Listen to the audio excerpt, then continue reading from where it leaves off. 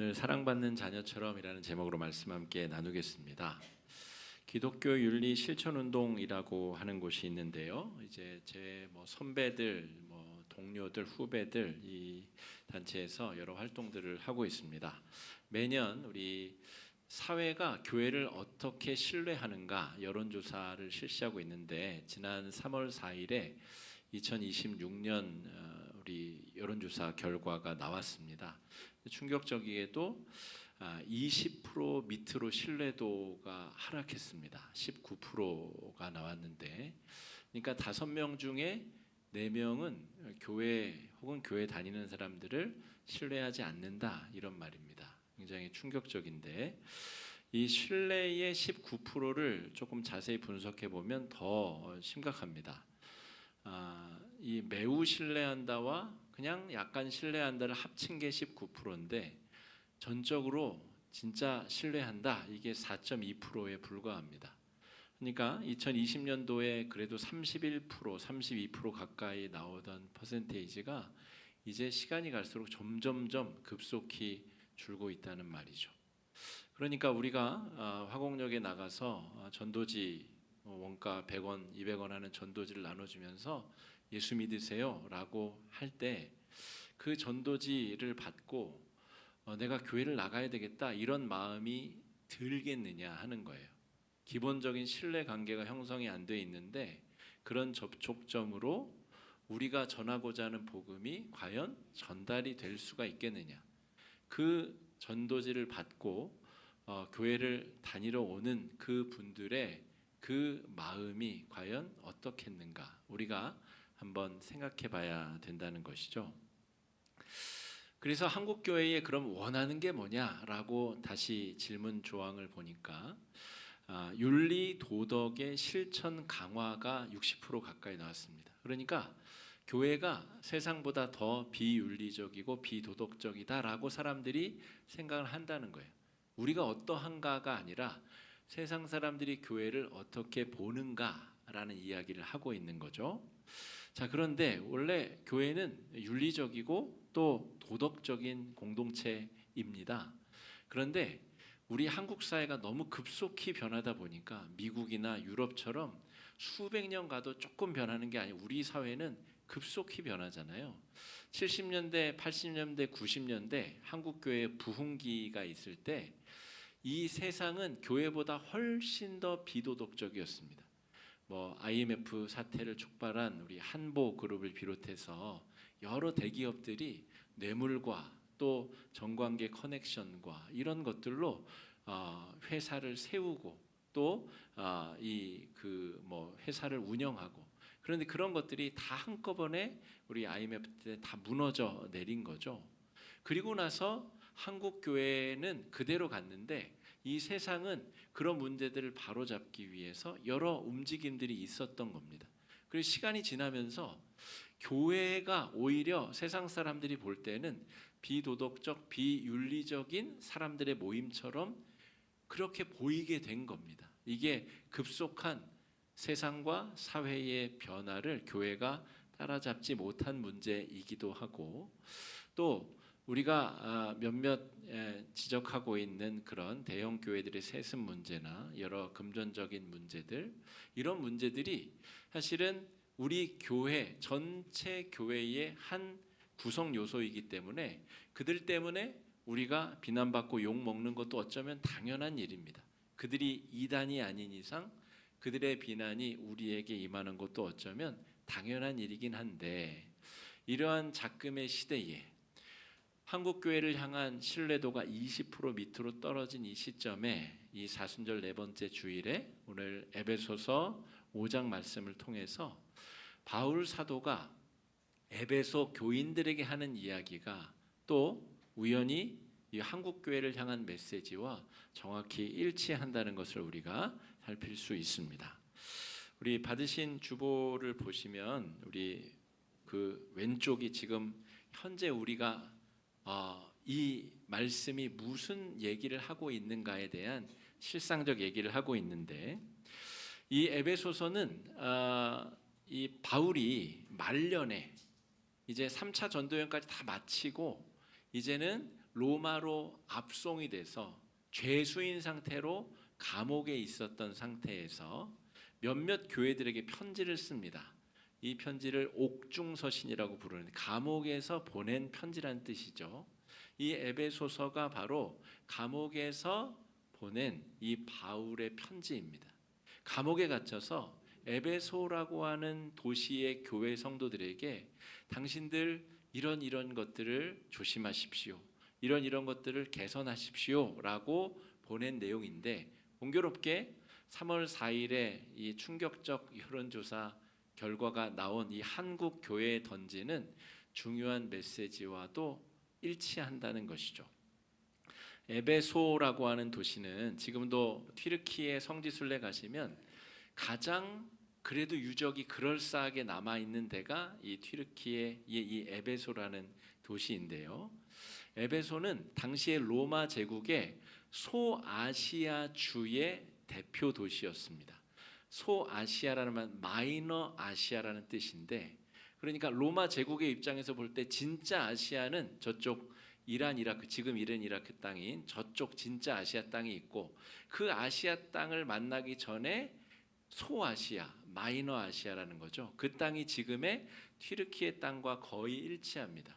그 넓은 땅의 대표 도시가 바로 에베소였다는 거죠. 그 에베소에 바울이 3년 가까이 머무르며 아주 열정적으로 복음을 가르쳤습니다. 그런 도시는 뭐 고린도 정도 있을까? 거의 없습니다. 그런데 두란노 서원을 세우고 말씀을 열심히 가르쳤는데도 불구하고 이 에베소 교회는 도덕적인, 성적인 타락과 윤리적인 범죄가 들끓는 도시였습니다. 그리고 그 도시 속에 세워진 교회조차도 이 에베소 사람들과 교회 성도들이 거의 분간이 안 되는 그런 윤리적인, 성적인, 도덕적인 문제를 안고 있었다는 거죠.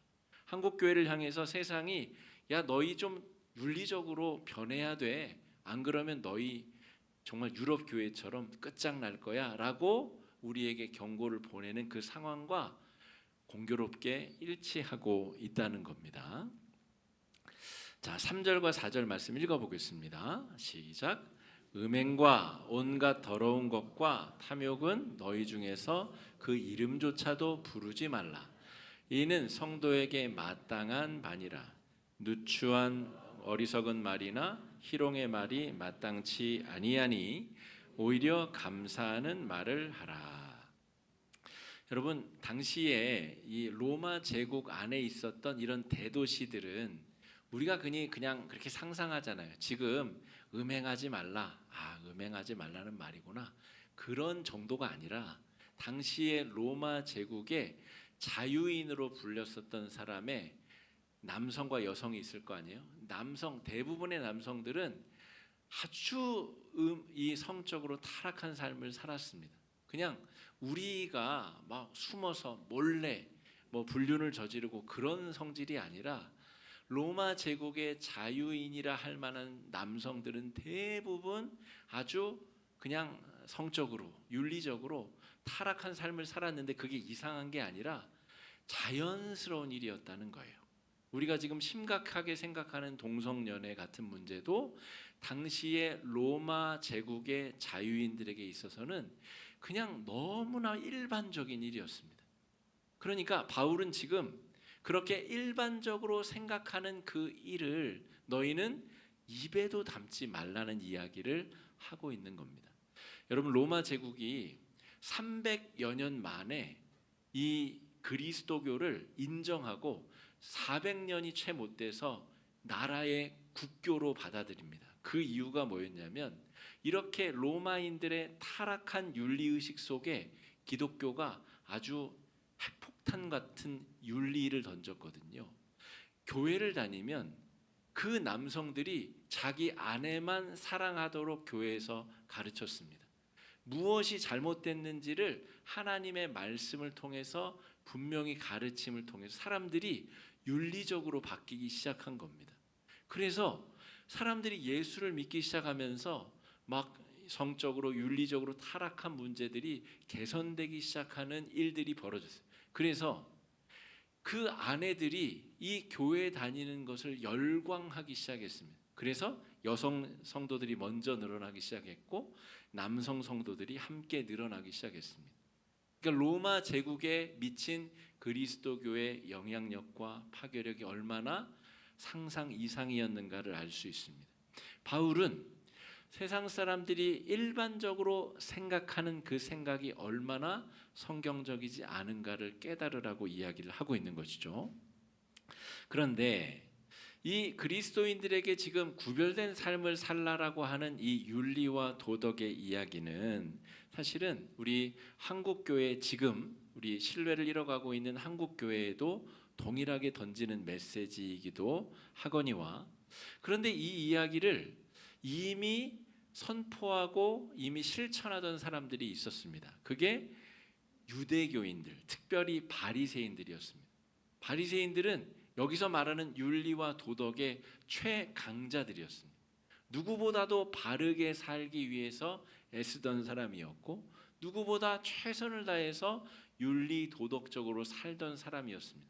그러면 바울이 지금 하는 이야기가 유대교로 다시 돌아가라는 이야기를 하고 있는 것인가? 그렇지 않다는 것이죠. 이 차별점을 이해하는 것이 오늘 이 바울이 하는 이야기의 핵심입니다. 율법의 교리, 유대교인 바리새인들이 윤리적으로 살았었던 이유는 그들이 선민이라고 생각했기 때문입니다.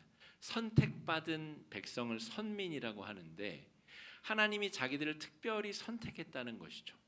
그래서 이 선택받은 사람들은 다른 사람들과 구별된 존재라는 거예요. 그래서 유대교인들은 전도를 하지 않습니다. 선택받은 사람들이 늘어나면 나의 선택이 차별성이 없어지겠죠. 그러니까 선택받은 사람은 적을수록 좋은 겁니다. 유대인들은 전도나 포교 활동을 하지 않아요. 그리고 지금 전쟁이 벌어졌잖아요. 지금 이 이슬람, 아랍, 이 페르시아, 이 이란 사람들을 막 공격하면서도 죄책감을 느끼지 않습니다. 우리는 선택받은 사람들이고 저들은 저주받은 사람들, 우리를 위협하는 존재들, 폭격을 하면서도 도덕적, 윤리적 죄책감을 느끼지 않습니다. 그런 사람들도 있겠죠. 그러나 명령을 내리는 그 지도층에 있는 사람들은 그런 의식이 없다는 거죠. 유대교인들은 나는 선택받았다. 이것이 독특한 축복이다. 그 축복을 받은 사람들은 이렇게 해도 괜찮다라고 생각하기 때문에 그렇습니다. 선택받은 그 축복을 나는 보상을 받는데 내가 함부로 대하고 함부로 폭격해도 된다라고 하는 보상을 받았다라고 생각을 하는 것이죠. 그런데 바울이 지금 이야기하는 이 기독교적 윤리와 도덕의 이야기는 선택과 보상에 대한 이야기를 하는 게 아닙니다. 성도가 갖춰야 될 윤리의식은 지난주에도 살폈다시피 하나님과의 관계 안에서 회복되는 윤리와 도덕입니다. 사랑받는 자녀라고 하는 아주 놀라운 표현을 오늘 바울이 사용하고 있는데, 우리가 선택받았기 때문에가 아니라 사실 우리가 선택받은 것은 내가 뭘 잘했기 때문이 아닙니다. 지난주 설교 때도 살폈죠. 내가 무슨 대가를 드렸기 때문에 선택받은 게 아니라 이유는 알 수 없으나 하나님의 강권적인 은혜로 우리가 하나님의 자녀가 되었습니다. 그러므로 그 은혜 받은 자, 사랑받는 자녀라고 하는 것이 우리가 빛의 자녀로 살아가야 될 유일한 전제 조건이라는 이야기를 하고 있는 거죠. 세상 사람들은, 유대인들, 바리새인들은 내가 특별히 선택된 사람이라고 하는 우월의식, 그리고 그 우월의식으로 내가 마음껏 쾌락을 누리고 마음껏 보상을 받아도 당연하다고 생각하며 살아가는 사람들입니다. 그리고 내가 이 규칙을 지키지 않으면 그 선택으로부터 버려질 수 있다라고 하는 두려움 속에 있는 사람들입니다. 두려움 속에서 법을 지키는 사람, 감옥 가지 않으려고 법을 지키는 사람과 내가 정말 하나님의 귀한 은혜를 받아서 하나님의 명예를 위해서 바르게 살고자 하는 사람과는 극명한 차이점이 드러나게 됩니다. 성도가 윤리적으로 살아야 될 원동력은 하나님께 사랑받는 자라고 하는 그 마음의 자발성 때문입니다. 1절 말씀 한번 같이 읽어보겠습니다. 시작. 그러므로 사랑을 받는 자녀같이 너희는 하나님을 본받는 자가 되고. 여러분, 사랑받는 자녀가 부모에게 효도도 합니다. 그러니까 내가 그 부모의 사랑의 진면목을 경험한 사람이 그 감사로 자발적으로 효도도 하는 거죠. 그리고 부모가 진짜 훌륭한 사람은 그 부모를 자녀가 닮기 위해서 삶의 방향들을 수정하고 바꾸어 나갑니다. 그래서 좋은 부모를 만난 자녀들이 겪는 어려움 중에 하나는 이성교제가 어려워진다는 데 있어요. 자기 부모가 너무 훌륭하기 때문에 그에 상응하는 남성과 여성을 만나기가 쉽지가 않은 겁니다. 그런 단점이 있지만 여러분, 사랑받는 자녀가 부모의 사랑의 크기도 이해하고 나중에 연약해진 부모에게 효도도 할 줄 알고 부모의 삶의 궤적에 내가 자발적으로 동의가 되기 때문에 그렇게 살고 싶은 마음이 자발적으로 생기는 겁니다. 여러분, 하나님이 태초에 사람을 지으시고 하나님의 형상을 심어주셨는데 그 형상의 핵심은 자발성입니다. 죄를 지을 수도 있는 자발성, 죄를 짓지 않을 수도 있는 자발성, 그 중에 죄 짓지 않는 쪽을 선택하기를 바라는 하나님의 바람이 있는 거죠. 그러므로 여러분, 우리가 하나님과의 거룩한 관계 안에서 사랑을 받는 자녀로서 나에게 사랑을 주신 그 하나님께 내가 어떤 삶으로 응답해야 될까? 이것이 구원받은 성도들의 자발적 삶의 내용, 그것이 아름다운 윤리적인 또 도덕적인 삶의 결과로 하나님 앞에 드려질 수 있을 때 하나님 앞에 사람들이 인정받고 사랑받고 그들이 있는 곳마다 복음이 전파되고 하나님 나라가 확장되는 역사가 있을 줄로 믿습니다. 2절 말씀 같이 한번 읽어보겠습니다. 시작. 그리스도께서 너희를 사랑하신 것 같이 너희도 사랑 가운데서 행하라. 그는 우리를 위하여 자신을 버리사 향기로운 제물과 희생 제물로 하나님께 드리셨느니라. 아까 1절 말씀도 여러분 잘 보시면 사랑받은 자녀 가치가 아닙니다. 사랑을 이미 받아서 그걸로 우려먹고 사는 게 아니라 사랑을 받고 있는 자녀 가치. 내가 하나님과의 관계가 끊어지지 않아야 내 삶을 하나님 앞에 온전히 드릴 수 있는 겁니다. 2절에서도 잘 보세요. 그리스도께서 자발적으로 무슨 일을 하셨는가를 배우라는 겁니다. 그리스도께서 막 하기 싫은데 억지로 이 땅에 인간으로 내려오셔서 억지로 싫은데 하나님께 매맞아 가면서 십자가를 지신 게 아니라 자기가 의식적으로 자발적으로 십자가 사랑의 길을 선택하셨다는 거죠. 그 선택의 원동력은 바로 삼위일체 하나님의 존재입니다. 믿음과 신뢰와 사랑 가운데 사랑받는 자로서 예수님이 자기 자신을 온전히 내려놓으셨다라는 거죠. 우리가 바로 그 사랑을 본받아야 될 하나님의 자녀들이라는 겁니다. 그러므로 여러분, 이 사순절 기간을 거듭 강조드리지만 강박적으로 지내지 마십시오. 금욕해야 될 기간으로 마음도 없는데 억지로 노력하지 마시기 바랍니다. 차라리 그럴 바에는 마음껏 드시고 마음껏 누리시고 그 에너지로 하나님 앞에 바로 서려고 애쓰시는 편이 훨씬 낫습니다. 그러나 여러분, 내가 사랑받고 있다라고 하는 확신이 드신다면, 사랑받는 자로서 내 마음에 은혜가 차오르신다면 그 에너지로 자발적 결정으로 내가 무엇을 내려놓을 수 있을지, 어떻게 사랑하고 섬길 수 있을지를 고민해 보시면 좋겠습니다. 제가 아까 다음 주 우리 점심 식사 시간에 봉사할 자리들이 있다 말씀을 드렸죠. 여러분, 내가 오늘 몸 상태가 좀 괜찮은데 내가 오늘 좀 섬기고 싶은데 그러면 다음 주에 설거지 하는데 들어가셔서 저 뭐 하면 돼요? 설거지가 뻔하잖아요. 이게 순서에 따라서 시키는 대로 하면 되잖아요. 거기에 들어가서 내가 나의 남는 에너지로 자발적으로 섬기고 헌신하면 되는 겁니다. 그리고 끝나는 겁니다. 이거 해서 내가 무슨 보상을 받고 이것에서 내가 누구에게 칭찬을 받고 그런 것은 이 은혜의 구조 안에 아무 효력이 없습니다. 바울이 이야기하는 것은 너희들이 사랑받는 자녀로서 사랑받는 자처럼 자연스럽게 살아가는 것입니다. 억지로 뭘 지키기 위해서 애쓰지 말고 사랑받는 자녀로서 자연스럽게 살아가되, 사랑받는 자녀라면 예수 그리스도의 선택처럼 당신들도 그러한 바른 선택을 할 줄로 믿습니다 라는 이야기를 바울이 하고 있는 겁니다. 14절 말씀 한번 읽어보겠습니다. 시작. 그러므로 이르시기를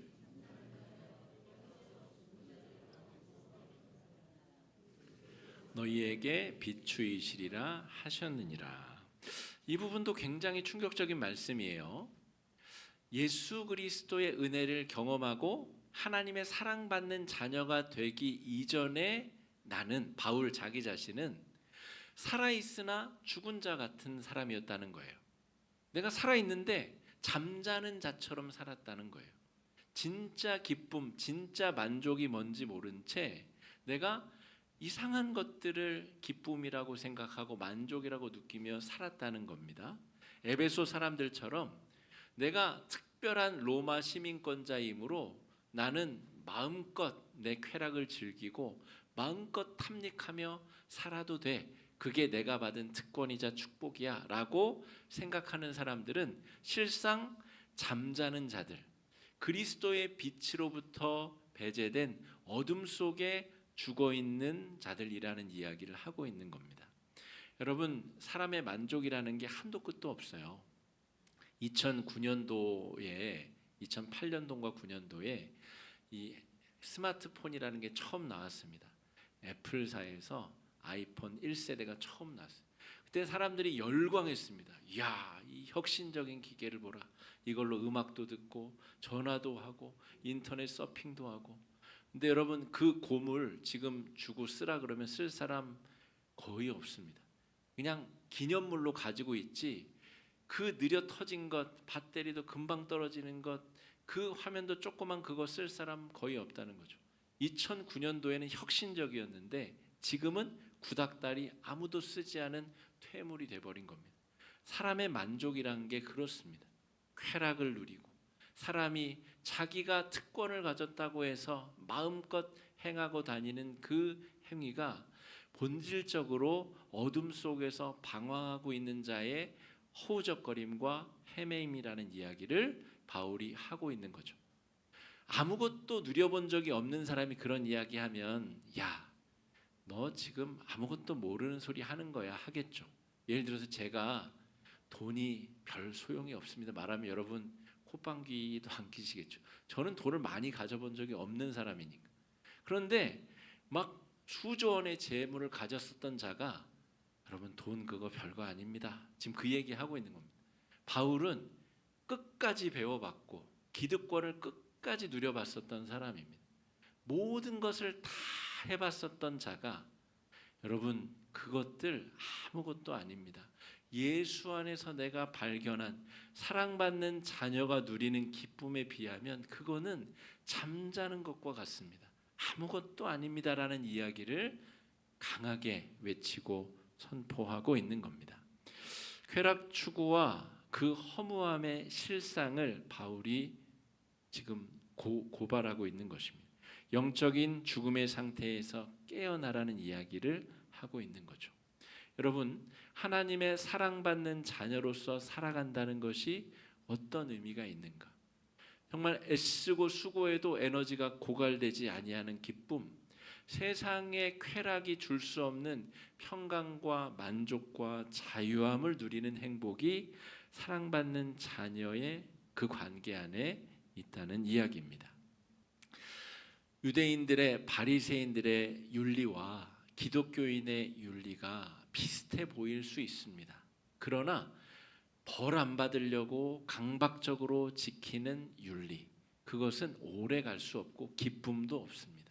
그러나 바울이 이야기하는 사랑받는 자녀의 그 삶은 시간이 지날수록 더 감사와 기쁨과 감격이 넘치며 자발적으로 드려지는 그런 윤리적 도덕적인 삶이라 말할 수가 있겠습니다. 저는 아직 은퇴 연령이 안 돼서 제가 자꾸 지적하는 명성교회 사태나 그 교계 어르신들을 제가 함부로 지적하는 것이 옳지 않을 수도 있습니다. 제가 나이 들어서 또 엉뚱한 이야기 할 수도 있겠죠. 그러나 여러분, 지금부터 이 바른 복음과 진리 안에서 참된 기쁨을 찾아가려는 시도를 하지 않으면 자기도 모르게 어느 순간 그런 길을 걷고 있을지도 모릅니다. 여러분, 참된 기쁨이 무엇인가를 지속적으로 말씀 가운데, 은혜 가운데 찾아가려고 하는 노력과 봉사와 헌신의 의지 가운데 하나님께서 그 맛을 보게 해 주시리라 믿습니다. 우리 삼여성교회 다음 주 우리 식당 담당이신데요, 우리 온 교인을 위해서 헌신하고 수고하는 그 노력과 봉사 가운데 하나님께서 그 아름다운 맛을 또 깨닫게 하시고 알게 하실 줄로 믿습니다. 자발적으로 자신을 내려놓는다는 것이 사랑받는 자로서 얼마나 놀라운 특권인지를 우리가 경험할 필요가 있습니다. 여러분, 오늘도 잘 둘러보시면 누군가 우리 모두를 위해서 쓰레기장도 정리하고, 누군가 헌신하고 봉사하고 운전하고 안내하고, 누군가 헌신하고 있습니다. 그들이 왜 그럴까요? 자기가 보상받으려고, 자기가 특별한 선택을 받아서? 아닙니다. 하나님과의 관계 안에 사랑받는 자녀로서 자기가 받은 사랑 때문에 스스로 자기의 권리를 내려놓고 자기가 누릴 수 있는 것을 남을 위해서 헌신하는 겁니다. 그 은혜 가운데 이 복음이 말하는 참된 기쁨과 만족, 세상에 줄 수 없는, 쾌락이 만족시킬 수 없는 그 놀라운 은혜와 감동을 우리에게 허락해 주실 줄로 믿습니다. 그런 은혜를 경험하고 누리는 귀한 은혜의 한 주가 되시기를 주의 이름으로 축복합니다. 이 시간에 말씀 의지해서 함께 기도하실 때에, 하나님, 세상이 우리를 믿지 못한다고 합니다. 교회를 신뢰할 수 없어서 교회 다니는 사람들을 더 이상 믿을 수 없다고 이야기를 합니다. 그러나 우리가 복음에 합당하게 살지 못한 결과임을 고백합니다. 우리가 사랑받는 자녀처럼 하나님 앞에 살아가게 하여 주시고, 우리가 받은 은혜를 하나님 앞에 온전히 진실로 감사함으로 자발적으로 드리며 나아가는 거룩한 성도의 삶 되게 하여 주시옵소서. 더 많이 받으려고가 아니라 이미 받은 은혜로 더 많이 드리고 더 많이 내려놓고 더 많이 사랑하는 주의 백성들 되게 해달라고 이 시간에 함께 기도하며 나아가겠습니다. 기도하겠습니다.